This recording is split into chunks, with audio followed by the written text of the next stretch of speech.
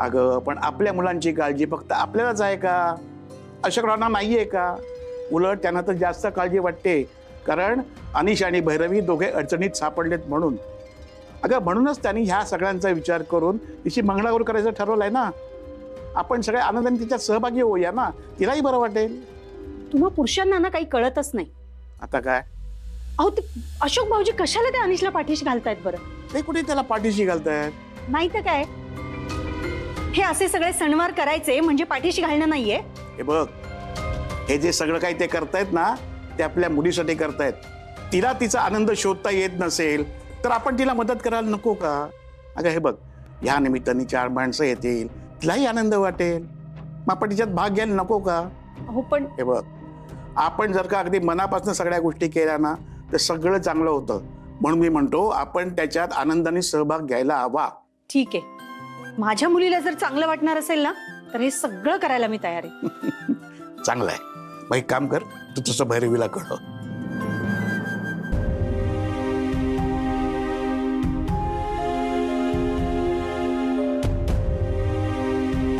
अनिश, मला बोलायचंय तुझ्याशी.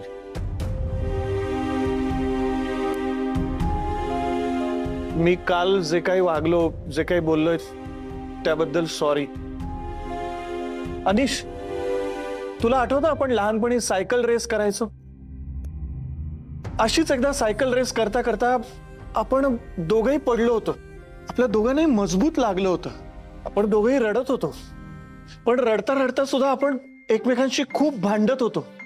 भांडण्याचा मुद्दा काय तर तुला जास्त लागलंय का मला जास्त लागलं.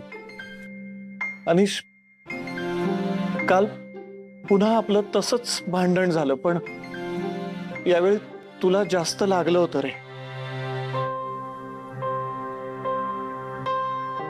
सॉरी यार. हे असं अचानक रिअलायझेशन कसं काय झालं? नाही म्हणजे सॉरी वगैरे म्हणतोयस म्हणून म्हटलं. मला बाबा बोलले ते पटलं. आपण दोघं एकत्र येऊन त्या हलकट माणसाला शोधूया ना आणि त्याची वाट लावूया. तू फक्त एक काम कर ना. काय? तू मला माफ कर. करशील मला माफ?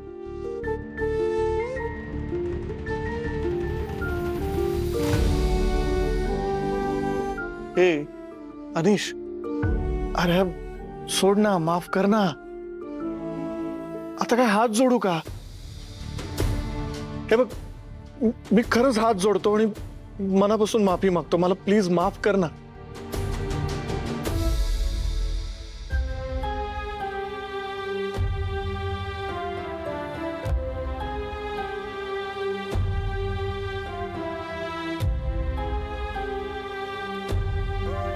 छोड़, कर दिया माफ. खरं? अरे जान है तू मेरी.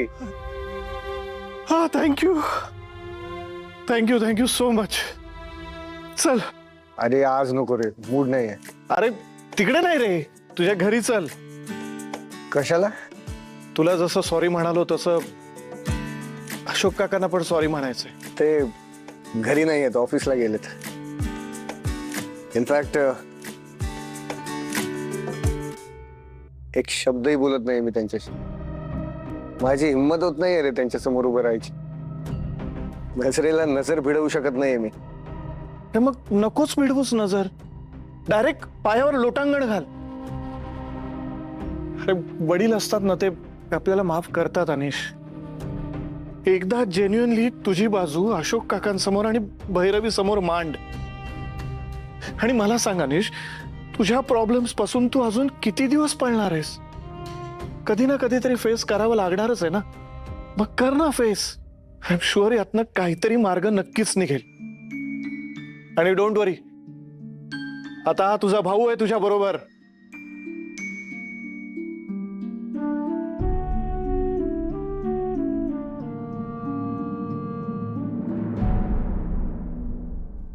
मी तिच्या तोंडावर बोलले, मला ना ही असली कामं सांगायची नाही.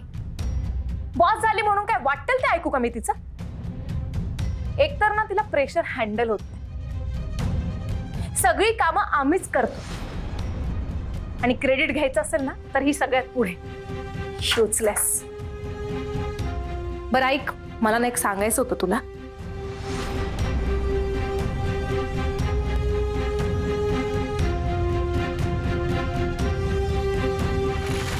हर्षा मॅडम,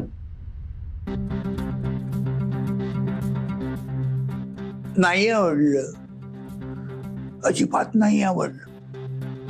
तुम्ही एवढं तिला प्रोटेक्ट करता आणि ती अशी वागते तुमच्याशी. इडियट, युजलेस ती म्हणते, असं ती म्हणते, मी नाही. ॲरोगंट, मॅनरलेस, परत तीच म्हणते, मी काय म्हणत. उद्या अख्खं ऑफिस जर असं म्हणायला लागलं तर. आज ती तुमच्या ऑर्डर्स ऐकत नाही, उद्या कुणीच ऐकल्या नाही तर. भैरवी इथं असताना असं वागायची तिची हिंमत होती काय?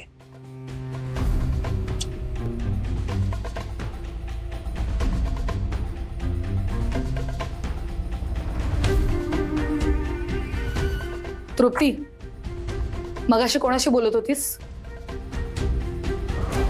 तो माझा पर्सनल सेल आहे. Who the hell are you? I am your senior for God's sake. And don't talk to me like this, huh? I will make your life miserable. Harsha, आरडाओरडा करू नकोस, काम चाललंय इथं. 1 मिनिट गायधनी, तुम्ही नाही हो मध्ये बोलायचं. काय ग, माझ्याबद्दल बिचिंग करतेस तू? तू माझी बदनामी करणार आहेस आता? अजून काय बदनामी व्हायची बाकी आहे हर्षा? एव्हरी अल्टरनेट डे ना मैतार सर तुला ग्रिल करत असतात. तू डेडलाईन्स पाळत नाहीस, तू फेक रिपोर्ट्स देतेस आणि तू किती अनप्रोफेशनल आहे ना हे आता हेड ऑफिसला सुद्धा कळलंय. आता तू मला शिकवणार आहेस प्रोफेशनलिझम? अगं काय येत होतं तुला? काय कामं येत होती? मी शिकवली तुला कामं. सगळीकडे तुला मी रेकमेंड केलं आणि तू माझ्याशी बोलतेस. माझ्या मागे मागे करत राहिलीस ना, म्हणून आली तू इथपर्यंत. त्यामुळे माझ्याशी आता असं बोलायचं नाही. भैरवीला जसं कामावरून काढून टाकलं ना मी, तसं तुलाही काढायला वेळ लागणार नाही मला. So do not challenge me, okay?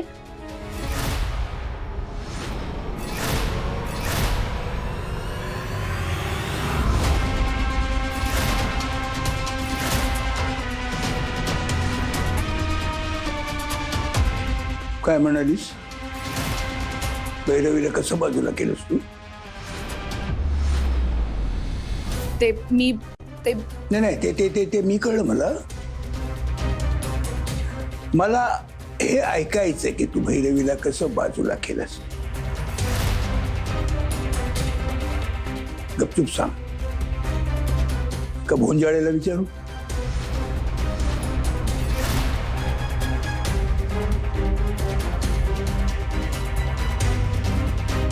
एक मिनिट.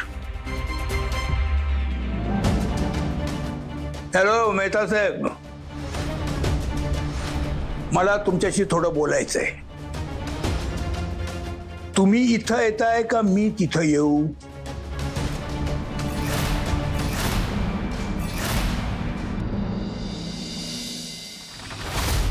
भंजाळे, सांगा, तो कागद कसला होता, त्याच्यावर सही कशी आली? सांगा सांगा. तो नक्की कसला कागद होता, त्याच्यावर काय लिहिलं होतं मला काय बी माहित नाही. मला वरूनच ऑर्डर्स आल्या होत्या. कसल्या? मला सांगण्यात आलं भैरव मॅडमचं लक्ष नसेल तेव्हा त्या कागदावर सही घे. तेवढंच मी केलं. मग त्यानंतर मला कळालं की त्या मी घेतलेल्या सहीमुळे भैरव मॅडमवर लाच खाण्याचा आरोप झाला. कोणी दिल्या ऑर्डर्स?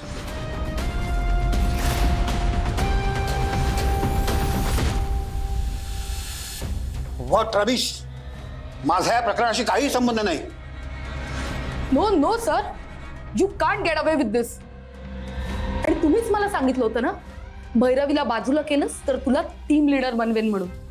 मी सरशा, तुम्ही माझ्यावरती आरोप करताय. अहो बोंजाळे होता ना सर, त्याच्या समोर हे सगळं डिस्कशन झालंय. पुरावा काय तुमच्याकडे?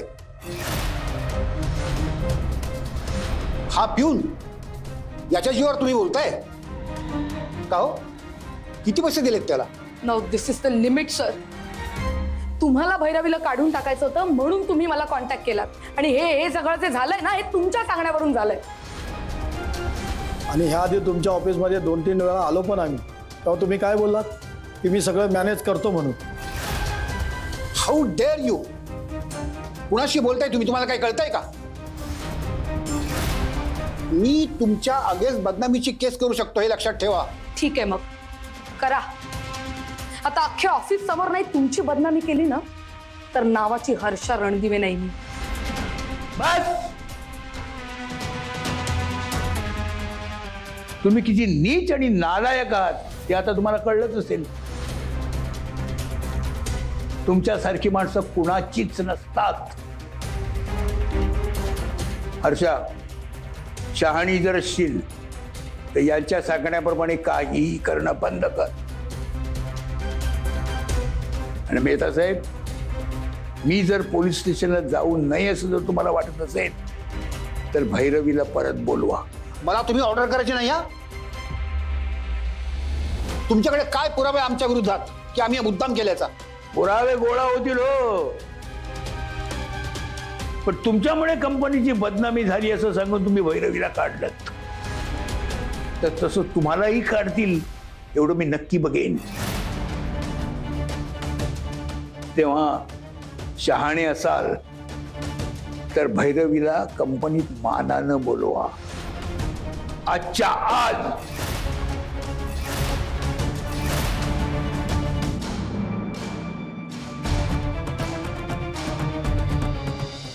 अगं तुझ्या सासऱ्यांनी ठरवलं तर कर मंगळागौरीची पूजा. हो बघते.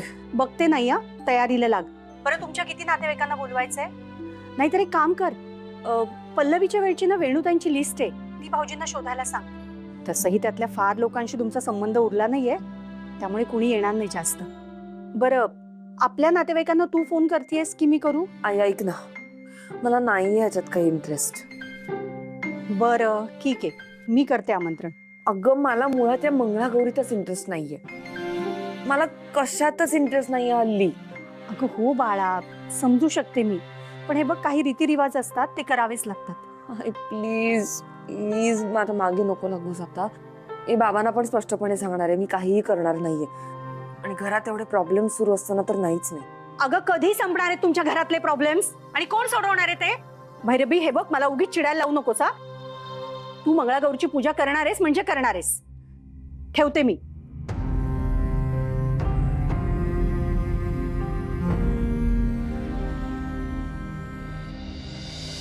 भैरवी, ए Bhairavi, good news for you. काय झालं बाबा? अगं तुझ्या नोकरीचा प्रॉब्लेम कायमचा सुटलाय.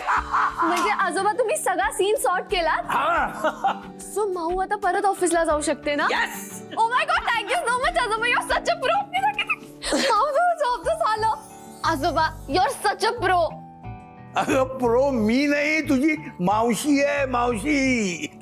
अगं हा मान आणि आदर तिने मोठ्या कष्टाने मिळवलाय, तो तिला परत मिळणार आहे.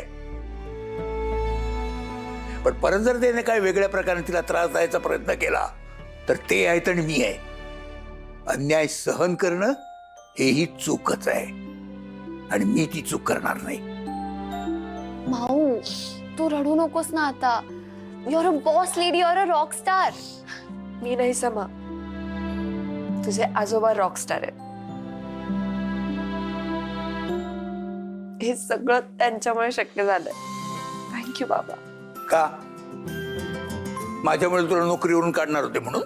नाही, तुम्ही मला निर्दोष सिद्ध केलं म्हणून. पण तुझी एक चूक झाली आहे भैरवी. माणूस कितीही विश्वासातला असला तरी कागद वाचल्याशिवाय सही करायची नसते.